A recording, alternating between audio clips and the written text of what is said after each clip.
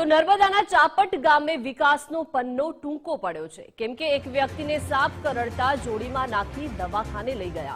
10 kilometre સુધી ચાલીને મુખ્ય માર્ગ ઉપર લાવ્યા અને મુખ્ય માર્ગથી ખાનગી વાહનમાં સારવાર માટે લઈ જવાયા।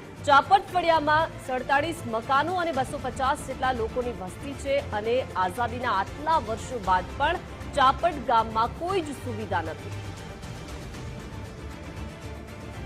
નર્મદાના આ ચાપટ ગામના દ્રશ્યો સામે આવ્યા છે કે જ્યાં જોઈ શકાય છે કે એક દર્દીને ઝોલીમાં નાખીને દવાખાને લઈ જવામાં આવી રહ્યો છે। એક વ્યક્તિને સાપ કરડ્યો છે અને અહીંયા વિકાસના દાવાઓ જે કરવામાં આવી રહ્યા છે તે ક્યાંક ને ક્યાંક ટૂંકા પડતા હોય તેવા આ દ્રશ્યો સામે આવ્યા છે, કેમ કે અહીંયા વિકાસ પહોંચ્યો નથી। આઝાદીના આટલા વર્ષો થઈ ગયા છે પરંતુ અહીંયા ચાપટ ગામમાં કોઈ જ સુવિધા નથી દેખાઈ રહી અને સ્થાનિક લોકો આ વ્યક્તિને જોડીમાં નાખીને 10 કિલોમીટર સુધી ચાલીને મુખ્ય માર્ગ ઉપર લઈ જાય છે અને મુખ્ય માર્ગથી ખાનગી વાહનમાં સારવાર માટે લઈ જવામાં આવી રહ્યો છે। એટલે કે વિચાર કરો કે વિકાસના દાવાઓ દર વખતે થતા હોય છે પરંતુ હજુ પણ દેશના કેટલાક મોટા ગામડાઓ છે કે ત્યાં વિકાસ પહોંચ્યો નથી। આઝાદીના આટલા વર્ષો થઈ ગયા છે પરંતુ ચાપટ ગામમાં હજુ પણ કોઈ જ સુવિધા નથી દેખાઈ રહી અને નર્મદાના આ ચાપટ ગામના દ્રશ્યો સામે આવ્યા છે।